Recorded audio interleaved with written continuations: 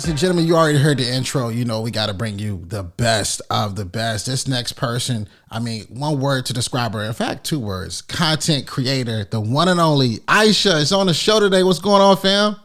I am so excited to be on the show. Thanks so much for having me. It's a beautiful Monday. Great start to the Monday. Hey, listen, I'm excited for this one because, I always want to get people on the show that have accomplished something where you can see what they're doing, but you also can see a trace of how it started. For our audience right now, they are probably researching you, going through the show notes. Some of them may be very familiar. You got a very popping YouTube channel. Take us back to the young Aysha growing up. Where are you from? I'm from Toronto, Canada, born and raised in Scarborough, if anyone is familiar with that. It's a nice little suburb in Toronto. And yeah, I grew up, I'm from Ethiopian descent. So my parents were born and raised in Ethiopia, moved here about 35 years ago. And I was raised there. I feel like it shaped a lot of my culture as well. It's a very multicultural city. I currently live in LA though. I live in Los Angeles. I moved here about 3 years ago. But I, went to university in Toronto and everything. So I have my roots there, but I'm growing some new roots here in Los Angeles. Absolutely. One of the things I found out about you is that, you got your bachelor's in marketing in 2017. But for a lot of our audience right now, they're thinking about school or they're perhaps, struggling and trying to figure out what's catching their interest. And they might have goals to be like Aysha growing up. So as she was a young girl, were there certain classes, subjects that were just calling you? Yeah, honestly, I never expected to eventually go from bachelor's degree in business and marketing to being a YouTuber. I always intended to use my degree. And, in a sense, I kind of am still. But yeah, I just kind of wanted to follow my passion. I started this at 16 years old. I've been in the game for a long time. I'm 26 now. Hmm. So over a decade online, just kind of sharing my life. But I still really value the education that I got, and I think I wouldn't be where I am today and the success that I have right now without that education in the past. Yeah, that's real. I tell people all the time, even for me, it's not necessarily the fact of, yeah, I got the degree, but most importantly, I had that experience. That experience has led me to, becoming who I am today. When you think about the young Aysha at 16, right? 10 years ago, you've been in the YouTube game for 10 years. What gave you, that urge to say, you know what, I'm going to cut the camera on and I'm going to take my shot? Yeah, okay, so 16, this was 2011. So anyone who's not familiar with YouTube, that was kind of I feel like the starting year for a lot of OG YouTubers that are around right now. And what, I was honestly, it was kind of just by chance. I was watching beauty YouTubers and to be honest, never really saw anyone who looked like me. There was not a lot of Black women on YouTube. And then on top of that, Black Muslim women, let alone, wearing the hijab. So I was just kind of I love beauty. I've been watching makeup tutorials. Let me just give it a shot. I quickly borrowed my dad's JVC little camcorder and hid in my bedroom one summer and just started recording videos. And I genuinely had zero idea that it would amount to what it is today. It was just kind of a passion that started that eventually led into a career that I was able to take on. Man, that's crazy and so cool, right? The fact that, yeah, you look, I'm gonna take this, this JVC camera. I'm gonna take this right now, and I'm gonna make something happen. A lot of people have tools next to them, and they're second guessing those tools, right? They say, "Oh, I need a fancy camera." You can do a whole lot with just your phone, And you're someone from content creation. When you think about starting something at a young, early age, what were some of the things that you did, from a content creating standpoint that you think got people you know what, I want to subscribe to her channel? I honestly think number one, like I mentioned, there weren't many people, or I think at the time I was the only Black hijabi on YouTube doing beauty. So kind of already tapped into a niche that wasn't even tapped into yet. No one really saw someone who looked like me on YouTube. So I think that alone just kind of attracted some people's attention. But I think also my genuine passion to it just led to me being extremely consistent. That summer, I was 16 years old. I didn't have a summer job. And I was just kind of I'm just going to post. And I would kind of comment under people's videos hey, I just made a YouTube channel. Come watch me. Mm. And Yeah, it was very humble beginnings, but I think definitely just being consistent. You definitely don't need, the most high def camera or anything. To be honest, sometimes I still vlog on my iPhone, and iPhones have like 4K now, so there's really no Facts. excuse. You can't say you don't have the most expensive, material and cameras and audio equipment. You can start very humbly and like amount to, the success of millions and millions of people. Absolutely. You know, one thing, let's talk about consistency, right? But I think one of the things that you were consistent at that definitely helped, and I heard you talk about it in another podcast, is that you, in between classes, now I'm not sure if you were doing this in college or what, but in between classes, you were posting 2 to 3 times a day. How are you doing that? 2 to 3 times a week, not a Okay, day. That's okay. too much, yeah.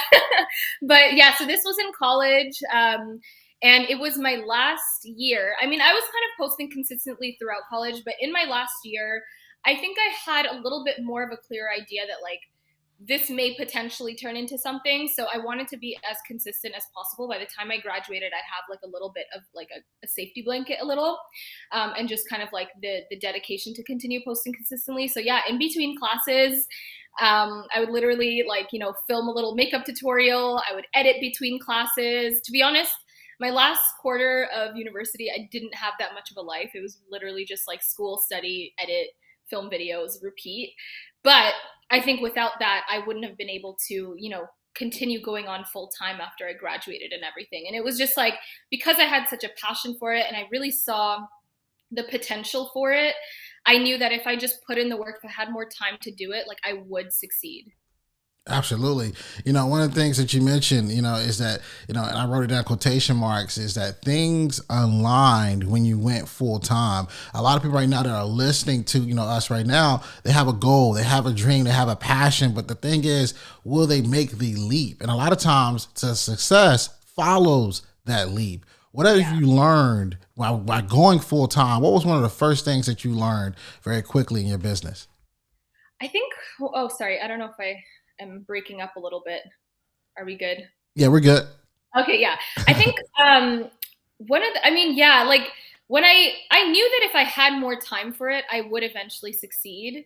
Oh, let's pause. What happened was like I knew that if I had more time to put into YouTube, like it would succeed. And I think it was I had a conversation with my third year before I went into my fourth year of college, I had an internship at a YouTube multi-channel network called Kin Community. And it actually was kind of perfect because I was working as a marketing intern and I learned so much about the ins and outs of YouTube. And I noticed from the creators they represented, like the most consistent ones were the ones that were getting the most, brand deals. They were the ones that are getting the most views and just like a consistent, loyal audience. So I knew that going into my fourth year, I wanted to try it out for the summer. So I knew that once I graduated, I would have more time. And the second that I kind of made that decision, I'm like, you know what? I'm going to give it my all. I think this was January of 2017.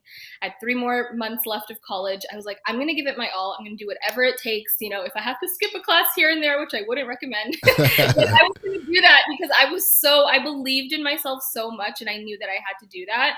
And as soon as I made that decision, I swear to God, everything started to align. Literally that January of 2017, before I graduated, I got an email saying that I was going to be a featured creator for VidCon, which is a huge YouTube creator Yep. like a conference, I guess. And it's something that I had been watching and like, I just wanted to attend as a fan for the past decade, let alone become a featured creator. And it was just kind of like an instant sign. I was like, this is the right path to follow. Facts. I mean, it's crazy, right? Get that opportunity when you make that leap it's amazing. For people right now that are listening, they're probably saying, "All right, Shawn, you gotta ask her. Like, what are some tips right now for someone who is maybe struggling to grow their YouTube channel? You have over 474,000 subscribers. For that person that's struggling, to grow their channel, what would be some of the advice that you would give? Some advice that I would give is definitely, quality is very important. But at the end of the day, the way the YouTube algorithm works and the way that just people respond to content in general is if they see, a person posting constantly, they're going to be more inclined to subscribe. So I feel like a lot of people going into YouTube, they expect like instant success, because what you see is a lot of people having instant success, but you don't see like the hard work that led up to that success. So when they start their YouTube channels, they're like, oh, no one's following me. Like, I've been posting for 6 months. I'm not gaining like hundreds and thousands of followers. I'm just going to quit. Or like, I deserve way more. And they become kind of entitled. Like, up until this point, I never feel entitled with the amount of followers that I have. I don't feel like people owe me anything because I've been on here for 10 years. Like, I'm going to still continue to work my ass off and post consistently and come up with new content. So I think, maybe having a set schedule, like for example, when I was in college and, I wanted to at least post 2 times a week, but at that point I was posting 2 to 3 times a week. And I just set that schedule for myself, and I figured out a way to make it happen, whether it was, like I said, recording between classes, or on the weekends, I would stack up my filming and then, edit throughout the week and post them the next week. So you kind of just have to do whatever it takes. And like I said, do not be entitled. Do not feel like you deserve everything because of the work that you're putting into it. You have to continue that. The most successful people are successful because they continue to put in the work, not because, they become a level of success and they're like, okay, I deserve this now. I'm going to wait for everything to come to me. Like, it doesn't work that way, especially on social media. Facts. Like, you got to put in the work. Nothing's like giving a handout these days. But also too with YouTube, I think that a lot of people get so stuck on thumbnails, right? Like what is like the proper thumbnail? Is it at a certain angle, a certain side of your face? Is it the captions or the fonts? What are you seeing that works, and what are you seeing that's not working well? Yeah, there is an art to thumbnails. And what I've always realized is the thumbnails that have my face in it always get the most views. If I just have like a pretty picture, say it's a travel photo, and then like I say like Dubai vlog or something, it won't really get as much traction unless there's a photo of me in there, because people are more connected to people. People are more connected to eye contact as well. So I make sure, in majority of my thumbnails, to make sure I'm making eye contact, whether it's a selfie, and then like a more like aesthetically pleasing photo on the side of it, like a collage. And then I find bold text always works. So kind of something catchy, something that catches people's eye, maybe even a little clickbait, as they say. The word clickbait doesn't make sense to me, because it's like, if you're clicking it, like obviously it's work, like that's the point. Like, we want you to watch the video. So having like a flashy title, maybe in like a bold white or black outline, outline of text in like a bright color, something that just catches people's eye. And my best tip also is, as you're editing a thumbnail, I use PicMonkey, which is kind of like a dumbed down version of Photoshop. But I would literally zoom out until the photo is about like yay big, and see like, if I were to see that on YouTube, would I click on it? And that's what I always do. I make it very small. I'm like, can I see my face? Can I see what the video is about? Can I see the title? And if we're good to go, then I post it. If not, if the text is too small, I kind of adjust. Oh, that's a serious tip. You said that was PicMonkey, right? Monkey, yeah, I've been using it for years. It's amazing. You gonna have everybody go ahead and go download that. That's crazy. So I gotta ask you, right? Like, having so many different things in terms of content creation, being a beauty influencer, there had to be a time in your life though, right, where you're like, you know what, I don't really want to do this, or perhaps a time in your life where you might have read a comment, you're like, you know what, I don't think I should continue to do this. Like, what did you do, in that moment of, adversity, and what would be your advice to someone right now who's having those thoughts? Yeah, honestly, I probably have those thoughts at least once a year, because I'm like, damn, am I really gonna have to be posting videos and doing all of this for the rest of my life? Like, sometimes it gets a little daunting to think about. But I think like, because anytime, your career or whatever you're doing aligns with a passion of yours, something that just started so genuinely and that you feel fulfilled doing, I think it'll always kind of get you out of those funks where you're like, oh, I don't really feel like doing this. And I think a lot of that also has to do with burnout. There's always points in my career where I'm posting consistently, and then I'm like, okay, like I feel like I don't have a life. I feel like I'm not enjoying life. Like, I just want to chill. And that's fine. Like, literally take your week off, your 2 weeks off. I've even taken a month off, and sometimes that's just what I need to regain that confidence to continue posting again. But on top of that, I'm very thankful in the sense that like I don't get the most negative comments. I feel like majority of the time it's very positive. And if I do get a negative comment, it's always like my followers and my fans kind of commenting back at them saying they're kind of like defending me like the Aysha army. They're like, don't say that, blah blah blah. So kind of like it boosts my confidence. Honestly, I've created a community. I don't see them as fans. Like it is my community, and I feel very connected to them. And I think when you have that connection, it's a lot easier to continue doing it because it's a bigger purpose than just yourself in that sense. Absolutely, right? You got to have that purpose attached to the mission. And that changes the game for a lot of people. Sitting in that chair right now, I got to ask you, if you think about the young Aysha, right? What advice would you go back and tell her? Oh my God, advice. Ooh, I'm very proud of myself in the sense that like I feel like I always somehow knew the right thing to do. But I think if I were to give her advice, I would say like don't take everything too seriously because I think even right now there's times where like it's not until I speak with my managers that I realize like I'm still on the right track. Like I feel so disorganized. I feel like I'm not doing enough.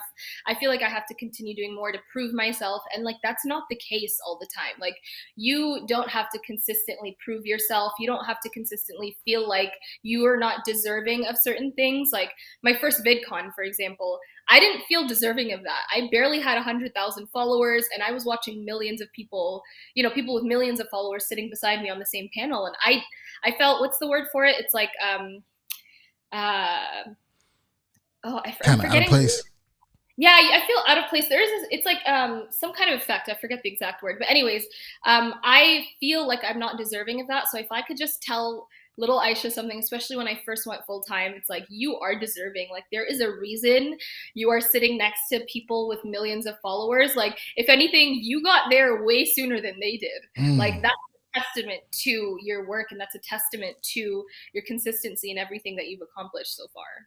Oh, that's powerful, right? It's the ability to realize, hey, look, I'm worthy of being in this room. A lot of people, they struggle when they get that, that spotlight on them. Nah, you were worthy of being in that room. You were selected for a reason. You were chosen. You heard it from Aysha first. I got to ask you because, people say all the time, all right, we're learning more about YouTube right now. We're learning more about thumbnails right now. Are there anything with this word SEO? Does it matter? Are there any, hacks, or is there any like websites we can go to kind of improve it? What would be your advice on the SEO part of trying to gain traction and visibility? There actually is kind of an art to it. I'm not sure if YouTube is still as they enforce this as much, but when you're uploading a video, for example, there's like keywords that you can use, whether in the title, the description, and even the tags underneath. You can actually, type in literally like SEO. You can be like, if it's a vlog about, I don't know, cooking chicken nuggets, let's just say, then you put in every single word that you can possibly think of when it's like, okay, if someone's trying to find a recipe for chicken nuggets, what are they writing? Okay, chicken nugget recipe, chicken nuggets. And it's like just any word that is associated with that helps. But there actually is a data tool that I use called Vid Iq. It's VID IQ. And basically you like link your YouTube account with that, and they scan everything from your title, your tags, your description box, your thumbnail, and everything, and give you kind of like a rank of like, okay, how successful will this video be? If people are searching up this term, what number does your video like show up as? So I always try to make sure my video is showing up at the first 10 of whatever, like the first 10 videos of the search bar of whatever like topic it is. So if I'm vlogging about Dubai, for example, I posted a Dubai vlog, I want to make sure when someone searches Dubai travel or Dubai video, like my video is on that first page of YouTube search. So vidIQ is a tool that really helps with that. Oh, you coming with it, right? You coming with something we can take and run with it. There was one video you that went viral. I think it was everywhere with you and hyenas. What was going on? Like, fam, what was going on with hyenas? What was happening there? Oh my God. Okay, when the Shade Room posted that, I was like, okay, this video is going way more viral than I ever thought. So yeah, I went on a trip to Ethiopia recently, back in February/early March, and I'm part of, so the tribe that I'm from is in a city called Harar. And in that tribe specifically, there has been it's kind of like this unspoken rule between the hyenas and the civilization in that city, where the hyenas don't attack the people, and the people, will just feed them and make sure they're well fed. And this has been going on for over 500 years. Folklore, there's like, little tales that say that the king at the time had a meeting with the king hyena, because they have like a pack leader kind of. And they had like a meeting saying, we'll continue to feed you. Just don't attack the civilians, don't attack our livestock, and we'll have a sort of peace. And so, yeah, it's been going on for hundreds of years. There's literally we call them hyena holes within the gates of the city that the hyenas go through and pick up all the meat scraps. So along with that, there's also a tourist attraction where you can actually feed the hyenas. And this man has been doing it since the 60s. And yeah, it's for us, like for a lot of Haddadi people, they're like, oh yeah, of course we're doing that. But for the world, I think I didn't realize like, oh shit, like you're actually feeding a wild hyena. Like people only know Mufasa, like, Mufasa, Simba. Yeah. So yeah, I mean, it's all fun and games in that sense. I wouldn't feed hyenas anywhere else but that city. But yeah, it is like a tradition, a Haddadi tradition. Yeah, you talk about viral, but you also talk about like the ability to catch your attention. I bet you a lot of people right now, we'll put a clip of it up, but I bet you a lot of people right now had no idea hyenas up close and personal were that big. Huge. I honestly even forgot they were that big, because I had done it when I was 9 years old, and I swear they were smaller, but whatever they're feeding them over the past years has been, it like they've never like jumped up on my shoulder. So when that happened, I was like, okay, please stay still. I was like prayers to myself. Yeah, it was a little frightening, but they were safe towards us. You did it. You did it, and definitely caught a lot of attention. Listen, I got to ask you the question. We asked this question to everybody who's ever been on this podcast, whether you're somebody who graduated or perhaps you didn't even get a degree at all, but you're asking yourself the question of the show: school's over, now what? What advice would Aysha give? Oh man, I've asked myself this exactly verbatim, like when I was graduating. And I have to start with a little bit of a story, because the university that I went to specifically was known for their business co-op program. So they linked students up with like, real corporate jobs. And that was the whole reason I went to that school. And you have to apply for it in your first or in your second year with the grades of your first year. I tanked my first year. I did not do very well. I did pass all my classes, thankfully, but I did not do well. So I didn't get into the co-op program. And it was devastating, because I was like, this is the one chance to land a full-time job out of university. So I was terrified at the thought that like, if this is the whole reason, like, what am I going to do? So, thankfully I was able to get an internship anyways, like the summer after, but, there's still that daunting fear of like, what am I going to do with my career? There's hundreds of people graduating with like way more experience under their belt, corporate experience from co-op, that I don't have now. So what am I going to do? And I made the decision that, I was in the education system for over 18 years, and I think I deserved a summer off. I think I deserved that May to September off. And that's what I gave myself. I said, okay, I love YouTube. I don't really see it as a job right now, but I'm going to commit to going full-time with YouTube, a full-time schedule, being consistent for 4 months, from May to September. And I told my parents this too, because they're African, and they were not about me just chilling at home after graduation. They wanted me to get a good paying job. So I said, give me 4 months. Let me prove to you that this could be a thing. And I worked my ass off that entire summer for those first 4 months. I went to VidCon. I made connections. I was working day and night, trying to get contacts with brands to build up my brand portfolio. And by September, I was able to make a decent amount of income. I was still living with my parents, so it wasn't amazing. But I believed in myself so hard that by the end of that summer, I didn't have to apply for jobs. Like, I was able to continue being full-time with my YouTube channel. And sometimes you just have to give yourself that time. Don't feel like you have to rush into a corporate job or rush into, your medical field or whatever you're studying for right away. Like, you have time. By the time you graduate, you're 21, 22 years old. You do not have to have your life figured out, like, at all. Like, the fact that people think that is just so unrealistic. So just take your time, give yourself grace. If you have a passion project, Give yourself a timeline, whether it's 4 months, 6 months, a year. I think it's important to have a timeline because that gives you more of like a clear goal of what to do, and go for it. Put in your all. Ask your parents for help if you need it. You know, if you have the opportunity to live at home, even better. You can save some money, and yeah, just don't stop working, and don't, give up on your passion too soon either. Facts, right? Don't stop working. Don't give up on your passion, but set that time frame, right? You just found out when she set that time frame of 4 months, it's like it puts something in you like, I got to make this happen. How can I make this happen?